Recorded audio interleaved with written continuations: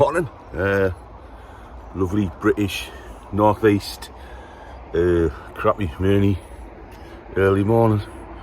Right, just a quick update today on where we're up to. Let's have a look in the workshop. So,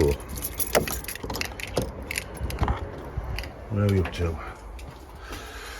Put the lights on first before I cripple myself. Death by oxyacetylene bottle. Ooh. Well, quick scoot round and I'll show you where we're up to. This is the boomerang van. It's come back. Sad circumstances really. Brighton car. Brighton, not this weekend, but next weekend. Am I ready for it? Am I hell?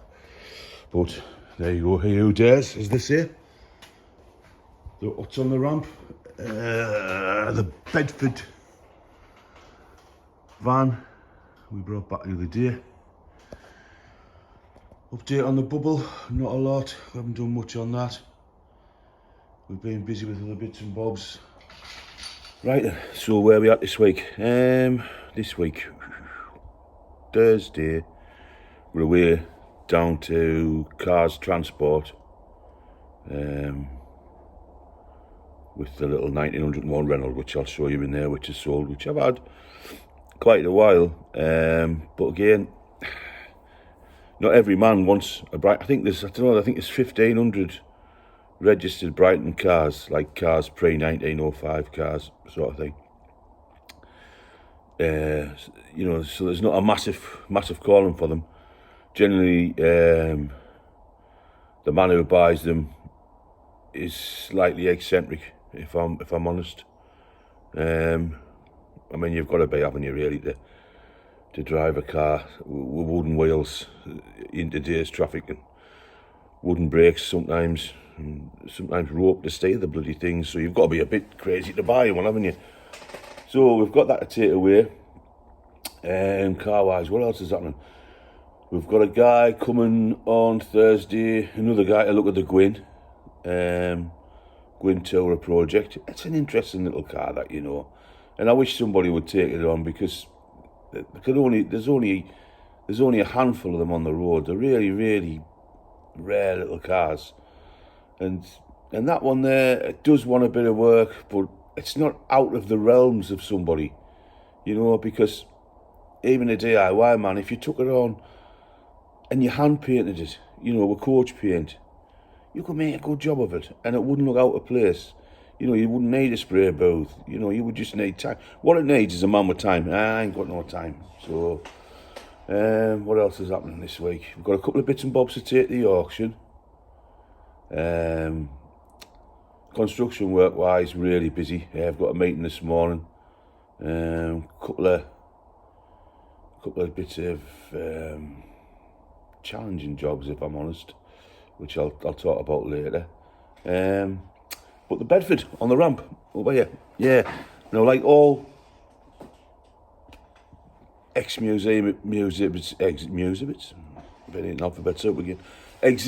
that I keep harping on about. There's always something to do to it, you know, and they say, oh, it was dry stored, and everything else is going to be dry. All the rubbers, all the seals are all going to be perished. And that's the case with this underneath. I'm going to flick the camera around in a minute and show you underneath how good it is. And it is good, really good. I mean, it's been restored and it's nice. It's had all new bits and bobs on. But it still needs a week in the workshop. And that's what people don't get. People don't get it, you know. They'll ring me up and they'll say, oh, you've got such and such for sale. Oh, you bought that at an auction and you only paid that for it. And I say, yeah. And then I transported it back home, and then I put it in the workshop for a week, and then I spent this on parts, and now it's up for sale. I don't do it for nothing. Who does anything for nothing? I mean, I want to make something on it. It doesn't have to be a fortune, but you want to make a few quid, don't you? I mean, or you wouldn't be here. So, anyway, we'll have a look. Starting from the front here, it's got this tubular front cross member. You'll see little flecks of rust. Well, this isn't actually, well, it is rust, but it's just rusty water, because it's had some sort of water leak, and it's still got some sort of water leak, because I've just seen something dripping down there. So is that a leaky water pump? Quite possibly. The gland's gone in it. There's a bit of moisture around there, isn't there? You can see it's all been powder coated and painted at some time. But again, look, it's just on some. It's just like rusty water. All the back plates have been powder coated. Looks like they're all new track rod ends. All these bolts have been wired in properly. New bolts, new brake pipes. As they're here. So looks like someone's done a proper job. Exhaust blown though. Split. It's way too thin there. Gonna do some sort of repair there. Cut it out and put a piece in. All the brake switches look all brand new. Chassis is good. Coming along the chassis rails. It has had welding, and the welding I would say is basic. And by basic I mean it's structurally sound, but it's not aesthetically good looking. It looks like it's been welded by somebody who works in the shipyards and not somebody who restores classic cars, if you know what I mean. But again, it's a commercial, doesn't matter, not really. Springs look new, back plates look new, there's a bit of weeping on here, and I think it's probably the oil seal in the end of the diff. There'll be felt oil seals if I'm right. If I'm not right, somebody please tell us. And somebody tell us where I can get bits and bobs for this van, because I haven't got a clue. Again, the diff looks leaky and oily. You can see the tow bar. You know, I joked about it at first, but I do think it would do the job. It would tow a small trailer. Again, there's the chassis. You can see it's been repaired, but it's a strong repair. Wheels and tyres look okay, although there's a little bit of perishing on the tyres. If you were going to use this van, you know, to run about in, advertise your business, like all the commercials and all the cars I sell, if they've stood a bit, I would recommend changing the tyres. Because cracked tyres, they can only go one way. They're not going to get any better, are they? But all in all, a really, really nice straight van, and a rare van. I dare bet if you took it to your local show, you wouldn't see another one. That's a fact. Have a quick look at the seals on the Reyal. I keep that running about. They're solid. You see they've been welded on there. There's the welds I'm talking about. You know, we would flush the panels together with a joddler and then fill that in and then grind that, and you wouldn't see it. But again, it's structurally sound. You know, it's a sound van. I'm going to walk into the showroom now. And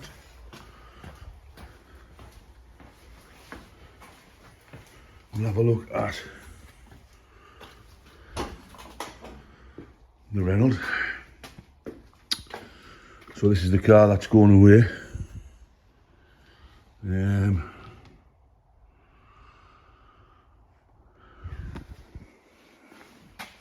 There's a starting procedure there in the handle. It's a lovely rare car. Oh, in pretty original condition. I know it's had this back seat fitted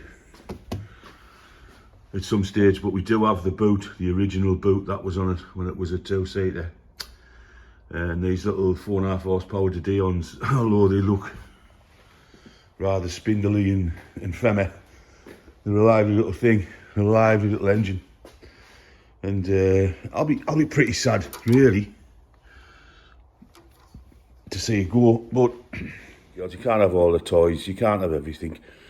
And if you can buy and sell a bit of stuff, have a bit of fun on the way, and show I love showing people around.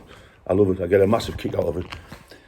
If I won the lottery, which you've won the lottery every day when you're alive, really. But if I won the lottery, what I would do, I'd open a museum and I'd just spend all day walking around showing people my stuff, because I love displaying stuff. I love it. But well, I haven't won the lottery, so I better do some bloody work. But yeah, before I forget, the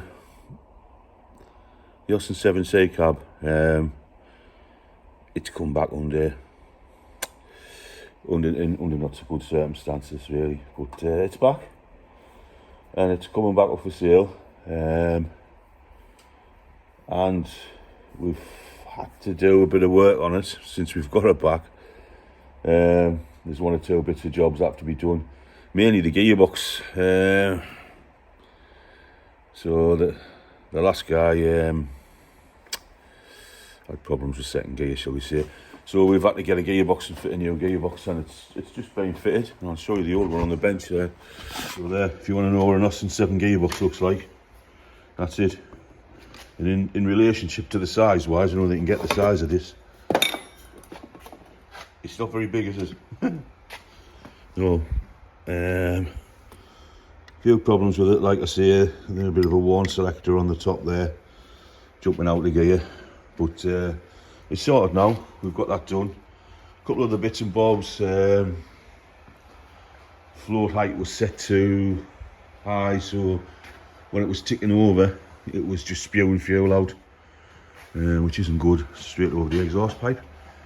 And a couple of other bits and bobs. Starting handle. The starting handle wasn't engaging, and to be fair, it was like that when the guy bought it. I'd never checked it, if I'm honest. So the starting handle wasn't engaging, and it was just a worn dog on the front, which we managed to weld up and file down. So now it starts on the handle as well. If anybody wanted to start it on the handle, I don't know why they would, but there you go, when you've got an electric starter.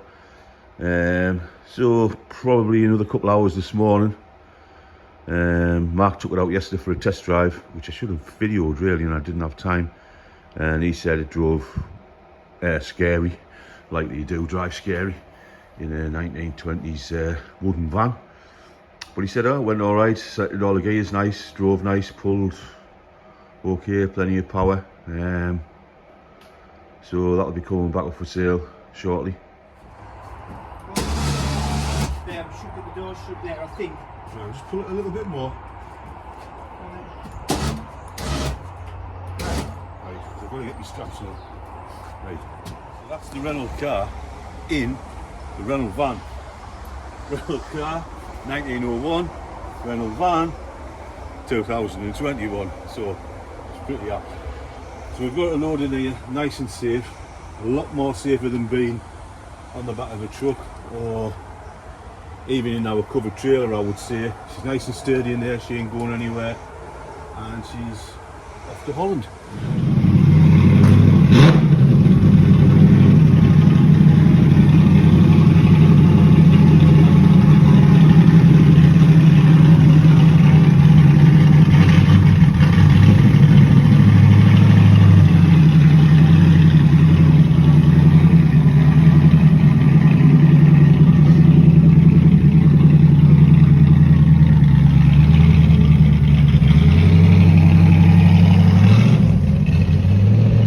When you want something out, you've got to know everything. But anyway, there's a couple of people coming to have a look at a couple of cars, so we're having a bit of a shufty around, see what happens.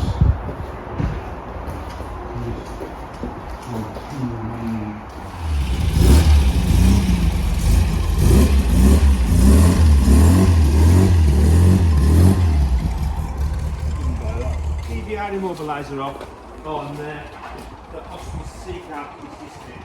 So the bullock seats.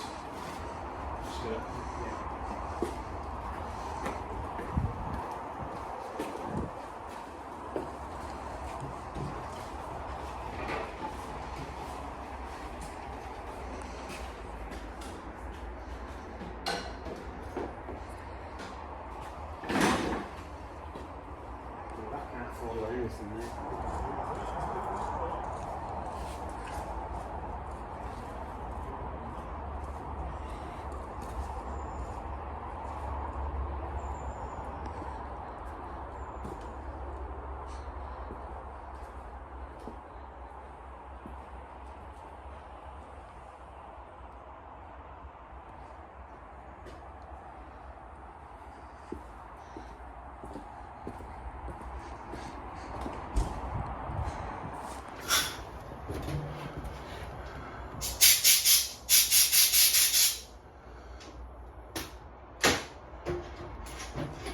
So before we fire this one up, we're going to take that. Mark's just took that little filter out there, that little banjo nut there. It wasn't that bad. And it wasn't that bad. So hopefully it's just old stale fuel and not rusty old fuel. Just draining the old petrol out that car. Bedford Van, I'll show you what it looked like. So you've got an idea. There you go. Good stuff that, Mark, isn't it?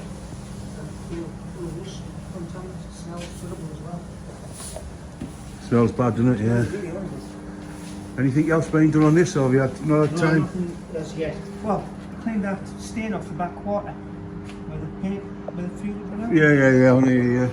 All that off. Yeah. Alright, actually, I thought it was damaged. Yeah. Yeah. You've been doing some decoration, come on. Yeah. And I've brought him his cream cake. It's peach melba. It's like crack cocaine for him, that. He loves it. So we drained the fuel on it, fuel tank. Emptied that. Drained the little gauze before it goes into the carburetor. We fixed the core plug. Changed the oil. Put fresh coolant in it. So really, now we're ready to give it a try. So ignition on, action, pull it out, nose peg in, and see if she fires up.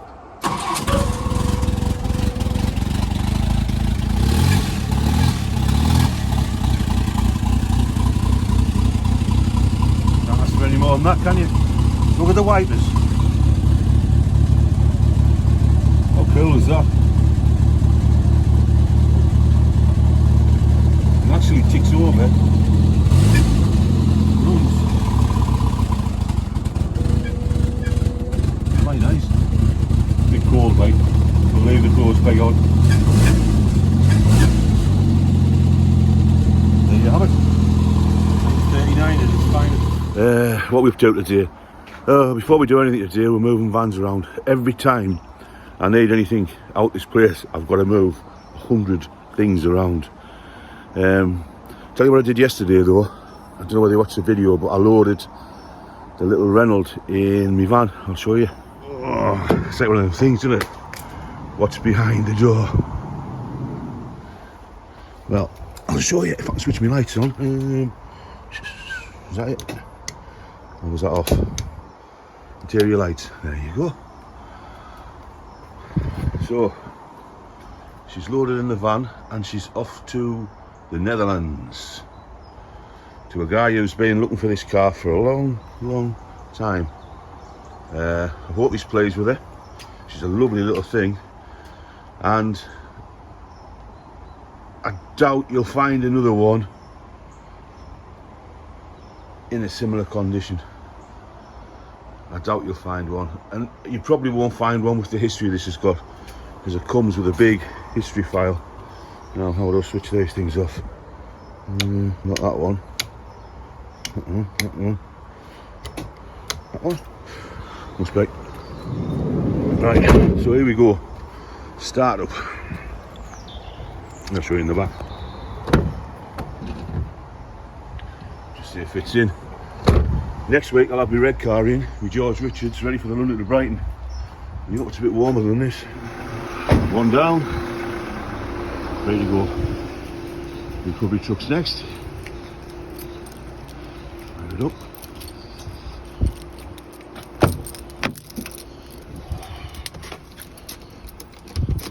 This little truck, I never get sick of driving this. Honestly, these are such a good truck to run Reyal. I don't know what they're like with a little engine in, but this 3 litre twin turbo is a giant killer. And last but no means least, this little courier van, the door locked.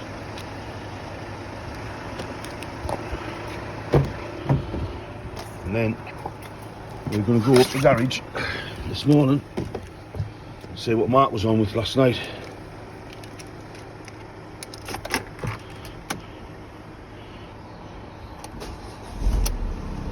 There you go, straight away from the house. Pull these vans out. bane of my life. Right, I've kind of swapped from Ford Transit vans to Renault vans. And the reason I've done that is because of the engine.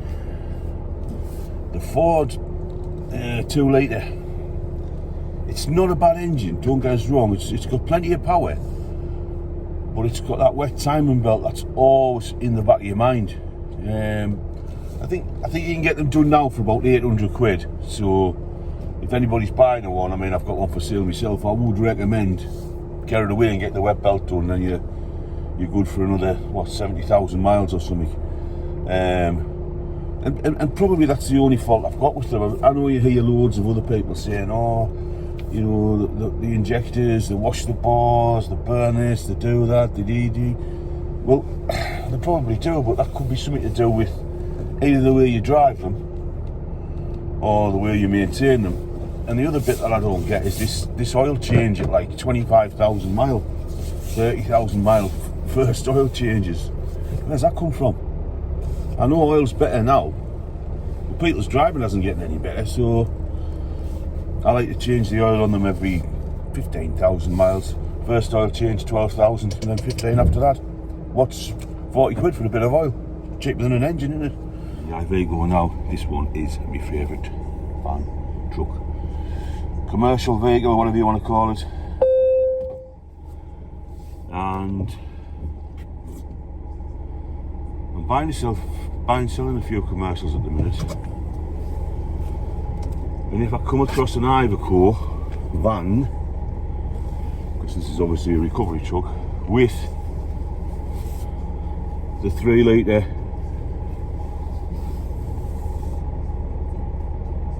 engine in, that's the same as fitted to that's with 210 horsepower, 3 litre turbo diesel, I think it's a twin turbo.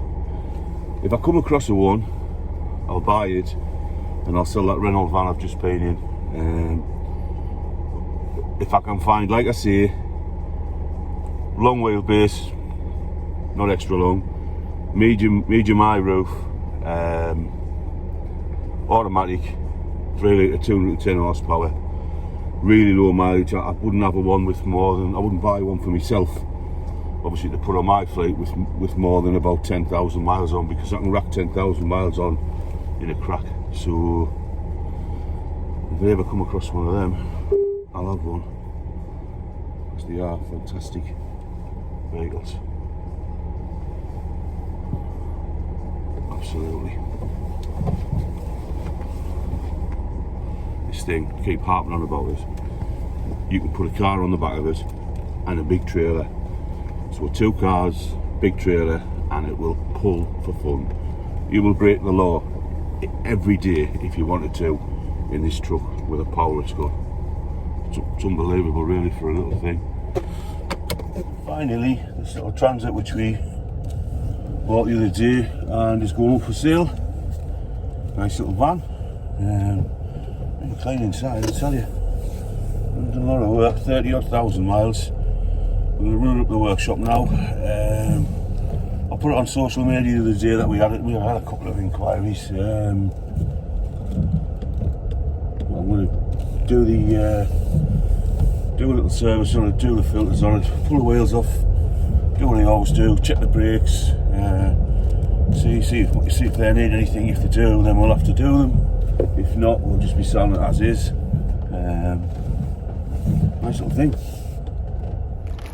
It'll not be long before we need to put the heating on in the garages. I can still smell that steel fuel out of Bedford. Whoa.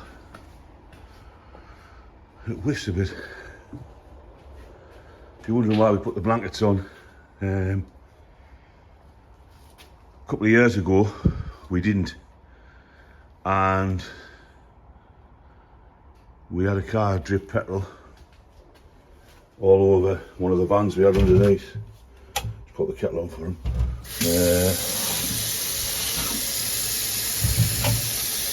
And it actually melted all the windscreen rubbers. We had a right old do getting them. Didn't damage the paintwork luckily, but did make a mess of it, to tell you the truth. Better get these drugs out. And there they are. He's a marshmallow man. Loves a good marshmallow. Right, I'm going to go upstairs to his little trim room and see what he was doing last night. Right, so I'm up here. And this is his little trim room where he does bits of trim for me and for himself. Showing jobs. And he's on with the Zagato at the minute. And I think he's trying to do these headrests. He's on stitching them up, isn't he? And there, look, an absolute nightmare to do. An absolute nightmare. I mean, these were some of the seats that was in it. Horrific, aren't they? So yeah, that's what he was up to till 8 o'clock last night. Doing them headrests. I'll just show you from up here, you get a good view of my garage. There you go, Bedford Van I in there. So what else is happening today? Apart from me sitting and being with the sewing machine talking to myself. We loaded the car in yesterday, so tomorrow, which will be Thursday, we've got no hassle, straight away down the road. When we're down there, I might call in to Anglican Car Auctions, have a look, potentially buying some stock. Showroom yesterday, we had a good old move around because, like I say, there's someone coming to look at the midget and the blue MG. So we dug them out. Matt'll go through them this morning, he'll whip the plugs out, clean them, bit of fresh fuel in, run them up to temperature, give them a quick polish up. They're clean, but they just want a bit of dust knocking off them. What else? Oh, guy's been back on about the Morris flat rad, but he's wanting a part exchange. To be honest with you, the part exchange situation, I feel a bit bad when, especially somebody's bought a car off us and I'll say, well, I can't take it back in. It's space. That's all it is. It's nothing else. I mean, if I know a car's decent, it's good stock, it's hard to find. You know what I mean? So why wouldn't you want to take it back in? But it's just space. At the minute, we're killed for space. We need to get rid of about 6 cars to get a bit of space. But I just keep buying them, so that's a bit of a stumbling block. But I mean, the Mini's gone. The Renault's gone. Potentially the MGB Roadster or the midget's gone. So there's 3 cars gone. I've got a guy coming day after the run to Brighton to possibly take the Singer, the Man Special. We've had it reserved for him. I think he'll take it. I mean, it's exactly what I described. It's exactly what he wants. So there's what? There's potentially space for 4 cars. So that will free up a bit of space. And inquiry-wise, it's getting busier. For some reason, the last 2 weeks, I've had a lot of inquiries on bits and bobs. Auctions, we're probably going to take... We missed the last slot for Matheson's, so we're going to take a couple of bikes to Matheson's, and my Bentley's probably going to go to Matheson's, and I might take the Defender that's in the paint shop. I'm in 2 minds whether to take it or not. Again, you don't take good stock to an auction unless you think you're going to achieve good money. And the auctions at the minute, they're not brilliant. But it's space. The more you have, the more you fill. Other work-wise, where I'm at today. Yesterday, I had a busy day. I was down at the Tame Valley Trading Estate. Then I went to Hilton Trading Estate, Riverside. And then I went to South Tyneside Hospital in the morning. So I was running about there. So I've got a bit of paperwork to catch up with today. I've got a guy to give a call out for a job I've got on Newcastle Quayside. It's a job we've had for a bit and we keep backheeling it sort of thing. It's a listed building on the quayside, listed set of offices, and as you walk through the foyer, it's got this big mosaic floor, and the mosaic floor's all broke up in bits and bobs, and obviously we needed putting back, so we found a guy who specialise in mosaic, antique Victorian, whatever it is, mosaic tile restoration. So we've put a call out to him, so he could potentially be another contractor on our books. I mean, not that we'll get that many mosaic tiling jobs, but when you do get them, you know, you're desperate for somebody who can do the job properly. So that's about it. I'm going to grab a cup of tea, see Mark, and then I'm off up Northumberland somewhere, I think.